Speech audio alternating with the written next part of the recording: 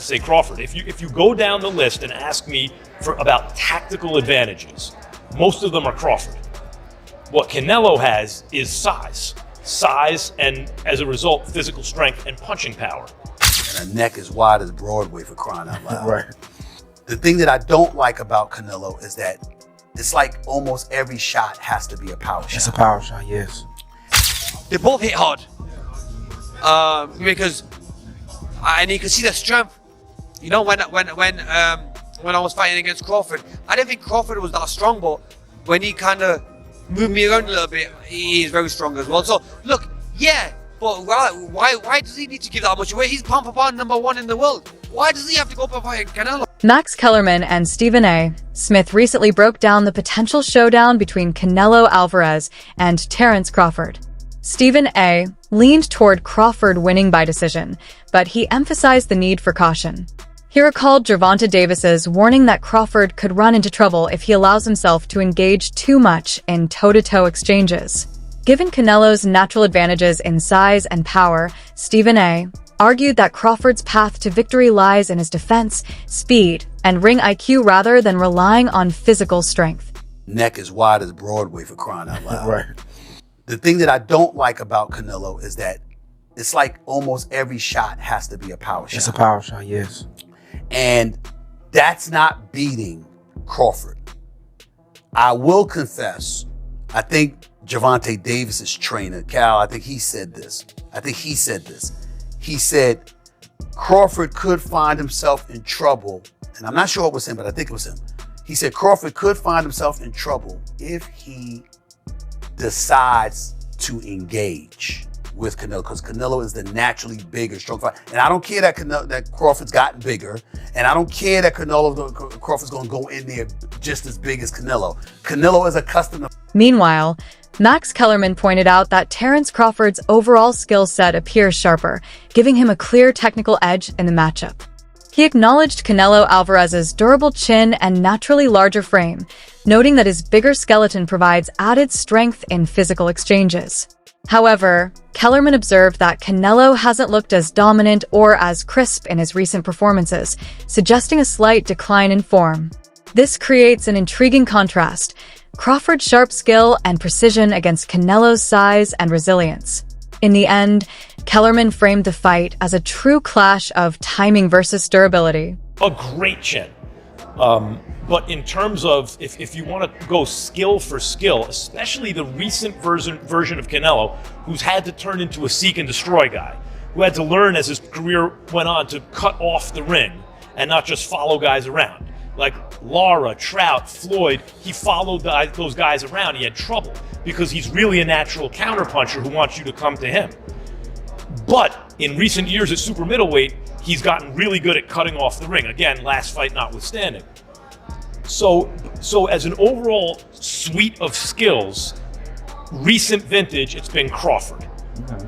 But Canelo also is skilled and has a larger skeleton than Crawford. No matter what they weigh, Canelo's the bigger guay. Yeah. You briefly mentioned Canelo's power, so who I would assume Canelo has. You'd have to think, unless Crawford, Crawford was on a knockout streak until he moved up to junior middleweight and then failed to stop Madrigal. Antonio Tarver, a respected boxing analyst and former champion, has openly voiced his support for Terence Crawford while recognizing the enormous challenge this matchup presents. Tarver emphasized that Crawford has consistently proven himself across multiple weight divisions, showcasing his versatility and dominance. Still, he acknowledged that this bout is on an entirely different level. In his view, it represents not only the toughest test of Crawford's career, but also a fight unlike anything Canelo Alvarez has ever truly faced before. Bud County all the way, but this is going to be the toughest fight, the best fighter Bud has ever been in the ring with. And arguably, this could be the best fighter Canelo has ever been in the ring with.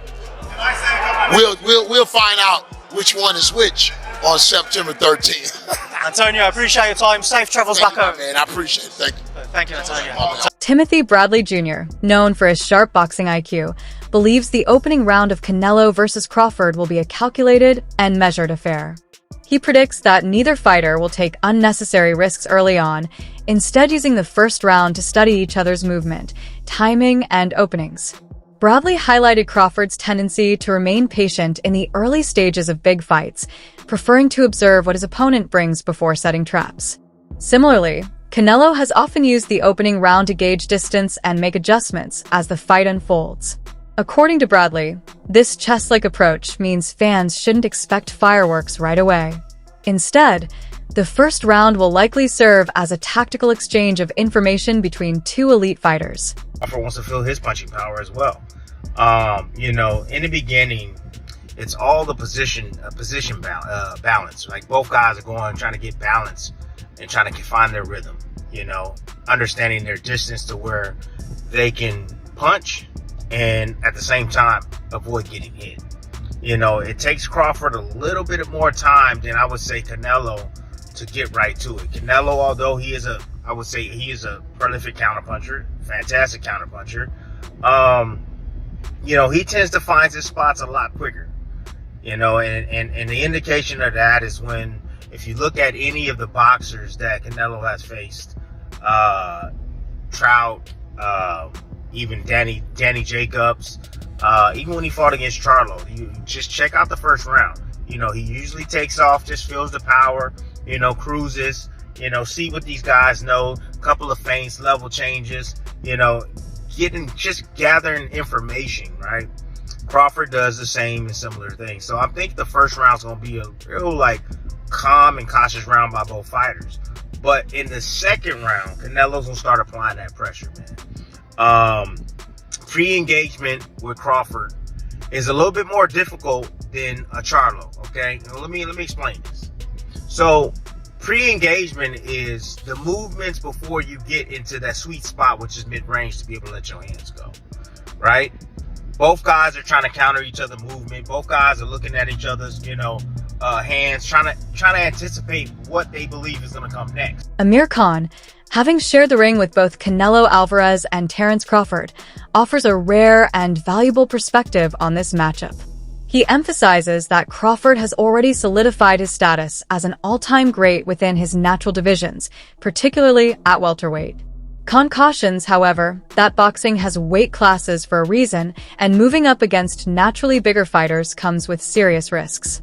In his view, Crawford didn't need to take on the pressure of facing Canelo, since his legacy as a great fighter is already secured. That said, Khan acknowledges the ambition behind Crawford's decision. He sees it as a bold attempt to silence critics and accomplish what very few fighters in history have managed, defying the limits of weight divisions. Still, Khan is clear in his assessment. While Crawford is undoubtedly elite, stepping up against a fighter as powerful as Canelo is a dangerous gamble. It is a fight that could either elevate Crawford's status forever or place his career in jeopardy. And we did all the build-up. They were nothing but respectful. I just feel that, in boxing, weight divisions are made there they make him for a purpose. And I highly respect and say pound for pound the best fighter is Crawford by far and beats anyone.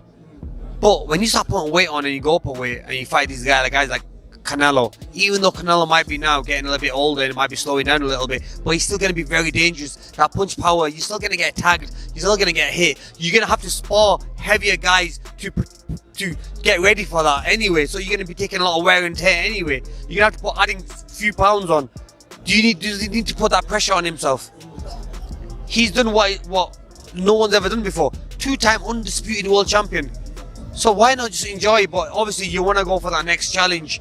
Now for him, he wants to go for that Canelo. I would advise him not to go for that. But if he's the man and he knows how good he is himself. So I can't really say to him that do this or do that. So really, he believes in his skills. He feels he believes in his skill. We can't answer for him. We let him go and do it. You know what I'm saying? And we all might be wrong. He might be even stronger than Canelo. He might pack the weight on well. That he might do really well in there. So look, you fought them both. Like what are the differences between them?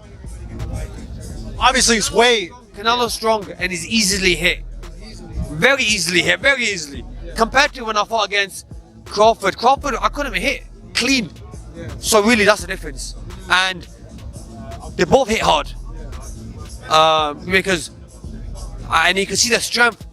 You know, when I was fighting against Crawford, I didn't think Crawford was that strong, but when he kind of moved me around a little bit, he is very strong as well. So look, yeah, but why does he need to give that much away? He's pound for pound #1 in the world. Why does he have to go up and fight? Promoter Tom Lafleur views the matchup from both a business and spectacle standpoint.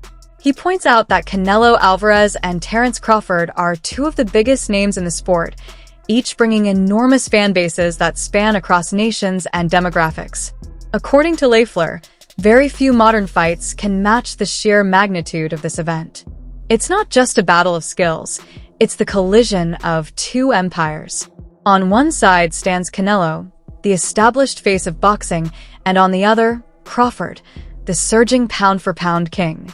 Lafleur believes the hype is fully justified, noting how rare it is for fighters of this caliber to meet under such circumstances. With weight differences and legacy at stake, the fight represents one of the sport's most significant moments in recent history. Profile show, it's huge. It doesn't get any bigger than that. And you know, you got to give credit to both guys. They're both very confident. They both have very passionate fan bases. You know, Callum, you know, having fought in Dublin, packed the arena out there, the 3 Arena, having fought at Madison Square Garden 3 times, fought in Boston, and then Fernando Jr., you know, from one of the biggest boxing named families, you know, in the history of boxing. He's going to bring out a huge fan base. So it's a really exciting addition to, you know, such a big show that like I said, doesn't get any bigger than that for sure. I think that you, along with me, have seen some of these criticisms of the undercard. But really, when you look at it, I mean, we both know Callum Walsh so well. The personality and the authenticity that he brings to this sport is just so sincere. He's so real. You know, being from Ireland, coming overseas to train and dedicate his life to this craft, and his personality is so magnetic that it obviously brought someone like Dana White to be. Trainer Dave Coldwell draws attention to Terence Crawford's unique style, particularly his ability to switch stances with ease and use his footwork to control distance.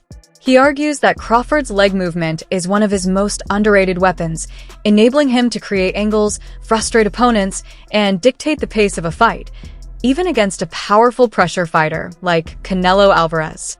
Coldwell believes these attributes could prove to be the key to Crawford's success. He explains that as long as Crawford maintains his mobility and avoids getting trapped on the ropes, he has the tools to outmaneuver Canelo and steadily rack up points on the scorecards. From when the fight got made, I've always fancied Crawford. I just think he's different. I think there's something about him. I think if you add what Crawford's good at, his brain, he can switch, he's very good as a southpaw. His judgment of distance is fantastic, his punch picking is fantastic, he's got good legs. When you add what, and he can pop. I mean, listen, I'm not saying he's got the power to hurt Canelo, but he might have the power to surprise Canelo a little bit and just sting him and just. But when you look at what Crawford does well, and then I look at this version of Canelo, as Canelo's got on, his punch rate's gone down. His feet have never been the fastest, but he's always had good placement of feet. His feet aren't the fastest. And he loads up. And he don't really like boxing at a pace. So I kind of look at that and I think Crawford can manage his way through the fight to win it on points. I think he can manage moments, tough moments. When Canelo detonates a big shot on him, he's going to know about it because Crawford's been out before. When Crawford gets hit, he does get hit. That's why he's exciting. But he does get hit. So that means that Canelo could land on him.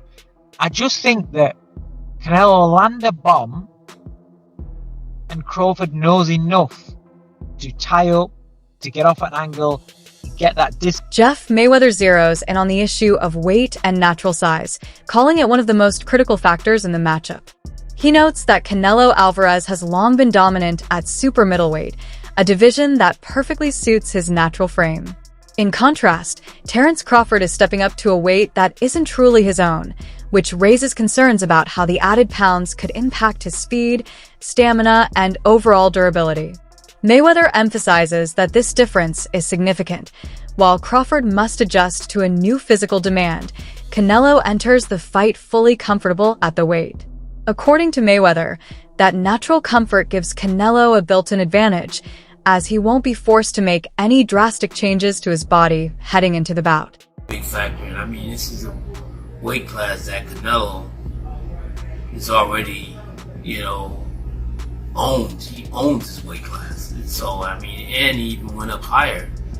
So, I mean, he's already proven what he can do and what he can take at those other weight classes. So, I mean, I don't know, but if anyone can do it probably would be Terence Crawford. I mean, this guy seems like he's amazing. I mean, he's, I'm a big fan of Terence Crawford, but I'm a big fan of Canelo as well. So I mean, it's one of those situations where somebody has to lose. So I don't know who's gonna lose, but I think that it's going to be a great fight. I think it's going to be a great fight. A Ring magazine analyst has weighed in on Canelo Alvarez's recent performances, pointing out a key weakness that has surfaced despite his continued dedication and intense training. In his last few fights, Canelo has shown difficulty in effectively cutting off the ring, which has allowed opponents greater freedom to move and avoid his trademark power shots. This flaw, the analyst warns, could be especially dangerous against a fighter like Terence Crawford, whose movement, angles, and footwork are central to his strategy. If Canelo cannot close the distance and contain Crawford's mobility, he risks being outmaneuvered. The analyst concludes that rediscovering his ability to trap opponents and limit their escape routes will be critical for Canelo's chances of success in this bout. I should have any position to critique and criticize Canelo, but one of the things that he's gotten in trouble with in the last couple of fights, not being able to cut off the ring. You go to the William Skull fight and you watched him chase William Skull around and around and around that ring. And yes, William Skull was running from him. That was pretty clear to see. He was on his bike utilizing his jab, but you didn't see Canelo cut him off. You didn't see him move laterally to be able to stop a lot of that running or stop a lot of that circling around the ropes, which is his responsibility if he's going to take the front foot and look to establish himself offensively. And when I watch Canelo here, he's gotten away with this pretty much his entire career, but I watch him cross-step a lot. And you see it right there, where he goes from circling, he rolls under the right hand, and instead of moving laterally, replacing his back foot with his front foot, he L-steps and then crosses over, which instead of just moving laterally and shifting, like I said, shuffling to his right off of the L-step, off of the reset, which would allow him to be ready to go and ready to fight again, it takes him that extra beat to get back into fight stance. Former champion David Haye offers an interesting change of perspective on the Canelo Alvarez versus Terence Crawford matchup. At first, Haye was convinced that Canelo's sheer size and power would overwhelm Crawford, making it nearly impossible for the smaller man to come out on top. However, after watching Crawford train and seeing the intensity of his work ethic combined with his technical sharpness, Haye admits his outlook has shifted. He confessed that he couldn't quite figure it out in the beginning, but now recognizes that Crawford genuinely has a real chance of pulling off the victory. And that's beating Canelo. I've been a fan of his for a long time, and likewise with Crawford. I never thought there was a version of reality where they'd both be in the ring with each other. I initially automatically assumed, because Canelo's obviously beaten, he was the light heavyweight champion of the world, undisputed super middleweight champion of the world. He's just campaigned at a much bigger weight, so a good big him beats a good little, usually. Until I saw them standing next to each other and they looked the same size, so I couldn't quite figure it out. I was like, okay, if they're the same size, then it's literally pound for pound. Who's pound for pound better? And that's it. They're both pound for pound fighters. A lot of people have got them 1 and 2. And I favoured Canelo starting off, but over time, I'm starting to think once again Crawford is one of those guys where he reminds me of kind of Andre Ward a little bit, their mindset, and he wouldn't put himself in a position if he didn't know for sure he had enough firepower to deal with someone Canelo's stature and Canelo's history. But it's the two best fighters on the planet. Mixing it up, it's like it's one of those dream fights. It's a proper trades fight. You know, that anyone who's interested in boxing want to see two living legends going at it. Yeah, I can't believe it's actually happening. That makes sense because they're so big in their own right. The fact that that fight would never have happened 10 years ago, 15 years ago. It just wouldn't have happened. And now anything's possible in boxing. He argues that while size and strength certainly matter, they do not automatically decide the outcome of a fight. Jeff Horn believes Terence Crawford's elite defensive skills will allow him to minimize damage and neutralize much of Canelo's power. In Horn's view, Crawford has an uncanny ability to anticipate punches, roll with shots, and avoid being hit flush. That means Canelo's natural size advantage may lose significance if he cannot land cleanly. Horn stresses that Crawford's defensive discipline could prove decisive. By frustrating Canelo, limiting exchanges, and countering with precision, Crawford has the tools to dictate the terms of the fight. Finally, a veteran fighter who has studied Crawford closely over the years offers his perspective with conviction. After analyzing Crawford's growth, preparation, and performances, he admits he simply cannot bet against him. He highlights Crawford's mental toughness, consistency, and ability to rise to the occasion, qualities that separate him from most fighters, even in the face of daunting challenges. For this veteran, Crawford has already proven that he belongs among the sport's all-time greats, and the clash with Canelo is simply another opportunity to showcase his excellence. I just cannot bet against dude, bruh. No, you can't. I'm going to roll with Crawford, and shout out to Nebraska, and that's just what it is. I'm so glad you here, big I'm gonna go ahead and put my bread down on Crawford, and I'm gonna live with the results. You were a DB, right? Oh, I played wide receiver, kick return, punt return. Oh, I thought. Why did I think you was a DB? Oh, no. Even being a wide receiver, you fit the bill of a Terence Crawford. If Terence was a football player, he more than likely would be a DB or a wide receiver. Yeah. How much weight did you put on leaving high school going into? That wraps up today's video. Stay tuned for more breakdowns and insights. Until next time.